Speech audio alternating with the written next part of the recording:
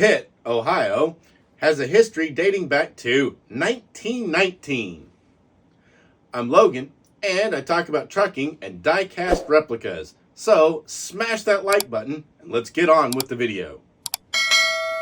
Pitt, Ohio traces its roots all the way back to a single horse and buggy.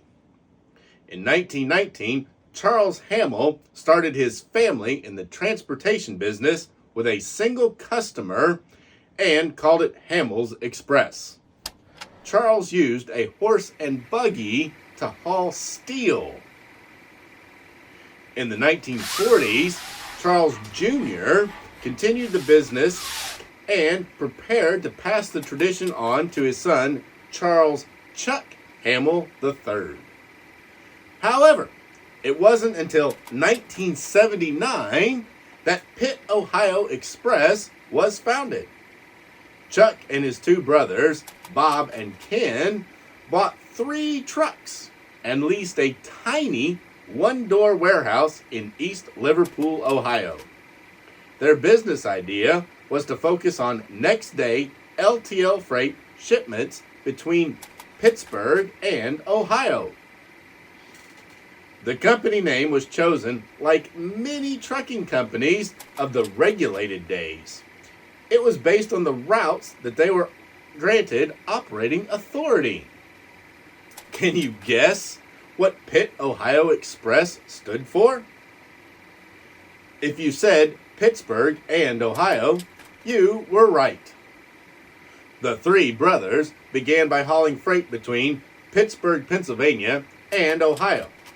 But they were not satisfied with just one route.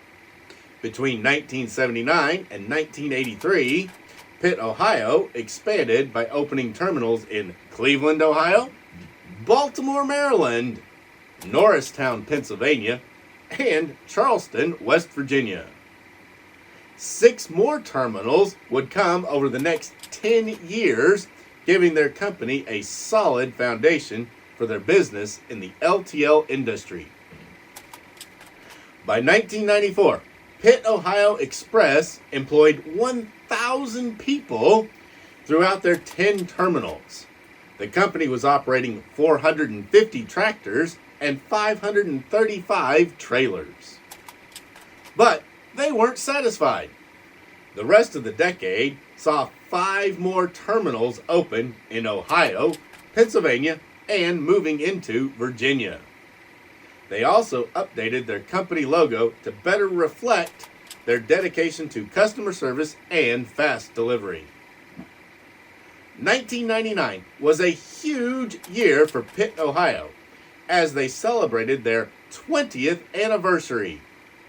As part of their celebration, they opened a new corporate headquarters in the Strip District of Pittsburgh, Pennsylvania. Also, in 1999, to join the digital wave, Pitt, Ohio opened their first website. What a way to usher in the new millennium. Service to Detroit, Michigan was offered for the first time in 2001 by Pitt Ohio Express.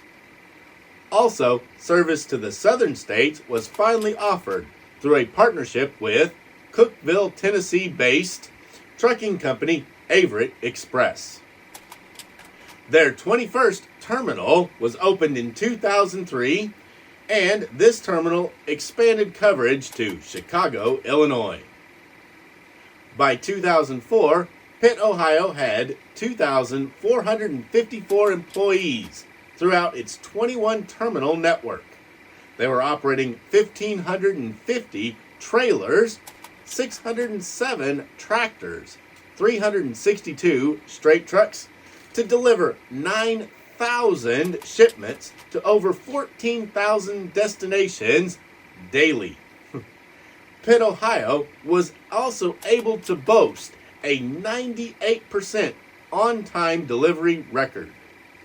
In 2006, Pitt, Ohio expanded coverage to Winston-Salem, Greensboro, and High Point, North Carolina. Also, new terminals were opened in Indianapolis, Indiana, and Battle Creek, Michigan. In 2008, PITT Ohio started offering a unique service for shipments heading to Canada. It was called Heat Track, and it utilized heated trailers to carry goods. The service was so popular that Heat Track was offered to the rest of PITT Ohio's service area in 2009.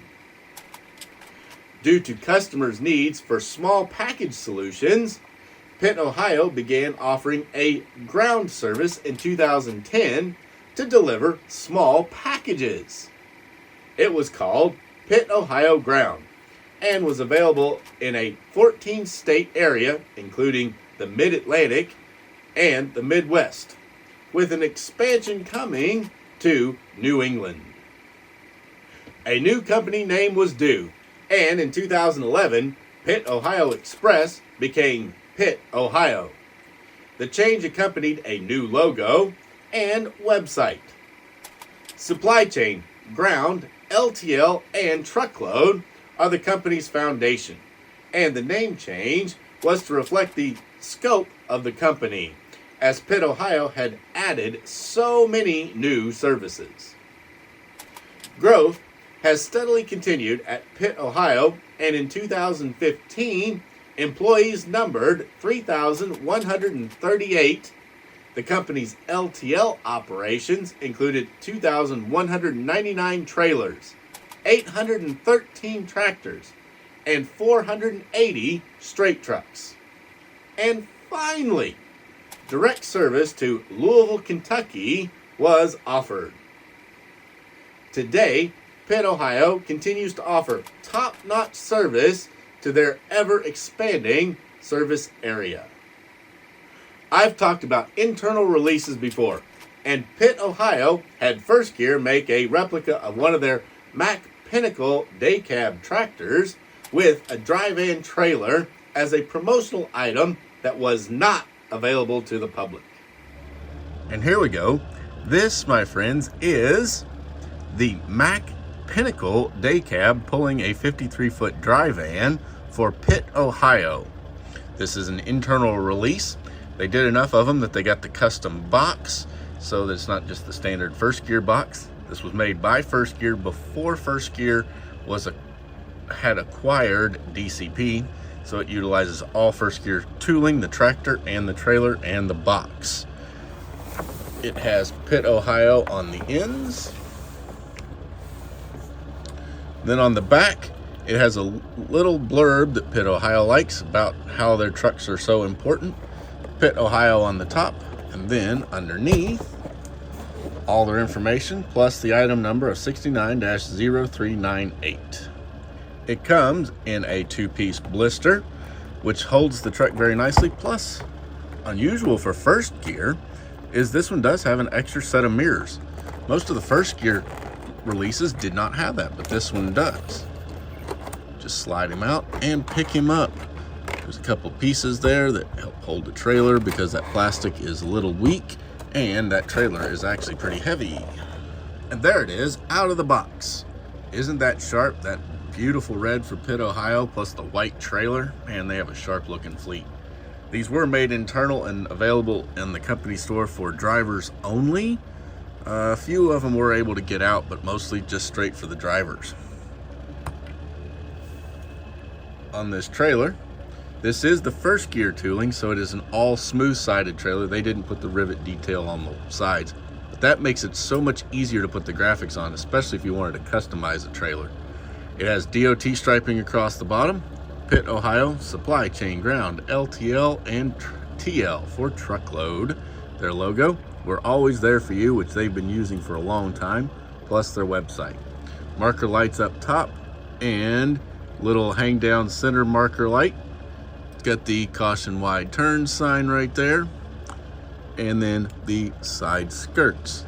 Working landing gear that does screw down. 4-hole chrome rear wheels with black center caps, and it has soft rubber tires.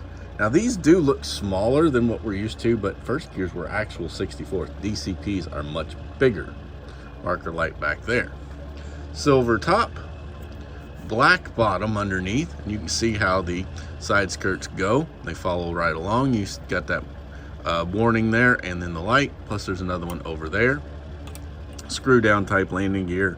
Nice soft rubber tires on this thing with a drive tire pattern on the trailer tire. Mud flaps here are just black. DOT striping on the bumper. It has brake lights, DOT lights, 3 down there, and then it's got lights up top.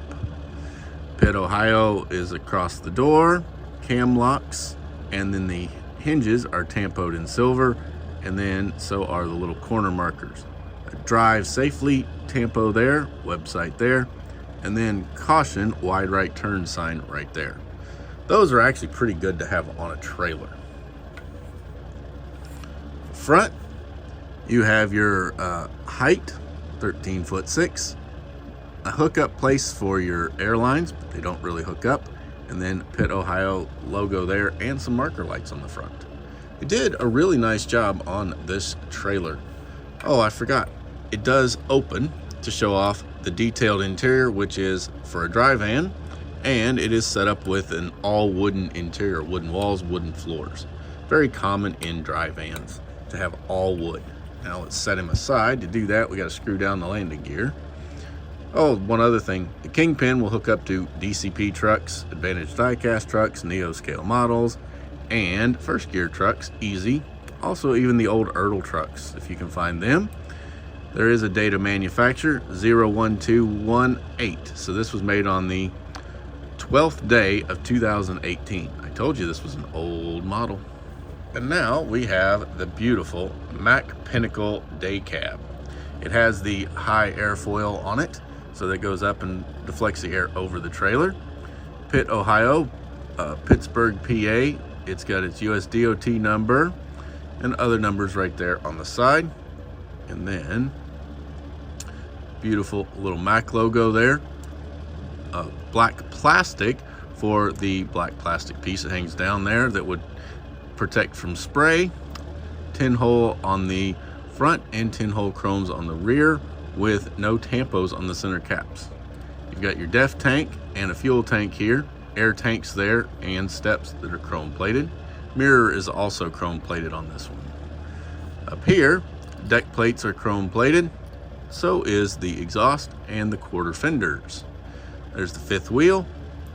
Up top on the airfoil, I do have the PITT Ohio plus the marker lights tampoed. On the front, Bulldog on the hood, he's the chrome Bulldog. Mack in the grill, just like the Pinnacles have, written out Mack, that is chrome. Actually, what they did was they chromed the whole grill and then they tampo the black outlines for the slots inside, and then you have a nice chrome grill. Individual jewel style headlights with a little bit of paint for the turn signals, then a red body match front bumper. And then there's 2 little black tampos, which would have been the driving lights, but they got them tampoed black. Interior is gray, and it has high back seats, 2 of them, gray dashboard, black steering wheel, and there's a gear shift on the floor in black. Also, the hard ABS plastic clear windows. They have the windshield wipers tampoed black. They're molded in and tampoed, plus it has the little gasket and divider bar. Passenger door, the logo is a little bit smaller because it has this window right here so the driver can see beside him, and it's clear ABS. They also tampoed the hood latches, and the air intakes are in black. On this side, you got a fuel tank, part of the exhaust system right there, the muffler, SRC, whole big mess, and then you got your battery boxes and steps. Really, really nice truck they have here. The back, you've got brake lights tampoed red, your exhaust right here, straight pipe going up, and it has a nice black bracket. The exhaust is chrome. There are 2 chrome air horns behind the airfoil, which is very common, but also since they molded in the roof lights, there's actually roof lights in this model. They just can't do anything about it, even though they got the ones on the front, and you never see those, and they don't really put them there when they put this airfoil on the real one, but they're there because they do offer this as a day cab, and this whole airfoil is a separate piece that's applied later. Dashboard is detailed with tampos to make all the things look like they belong there. Now, this was an older first gear tooling, and it does not have a steerable front end, nor does it have working suspension, but nice soft rubber tires with drive tread on the drives and steer tread on the steers. Drive shaft, bottom of the engine transmission detail, differentials, and another drive shaft. They also got a semblance of the air ride suspension on these. Overall, they did a really nice job, if you ask me, for the model. And I like the straight axle. I know a lot of people want steering, but I don't need it. Also, this model does not have an opening hood, so there's no detailed engine under it. They retooled the Pinnacle to have that for the Mercer transport, his grain trailer. They retooled it and gave it an opening hood, but this one was made long before that, and so far as I know, there's only been a handful of those, and they got another one coming that has that opened up hood, which it was a real nice update, but I don't know that it was really necessary. But they did it, so who knows. And you need to go see my video on Mercer Transport and the Fallen Heroes mural paint scheme that he did, and there's a link to it right up here and at the end of the video, so you can go and watch that. And there we go, guys. That is the 1/64 scale die-cast Mack Pinnacle day cab with high airfoil on it, with a 53-foot dry van trailer for PITT, Ohio. It is an internal release made by First Gear utilizing all First Gear tooling. This truck was an internal release, and internals are a great way to add value to your collection. For other ways to add value to your collection, grab my free report on tips for valuing your collection with the link down below. Also, shop my redesigned website, farmtoysandmore.com, for your next die-cast collectible. I'm Logan, and I'll be back soon with another video.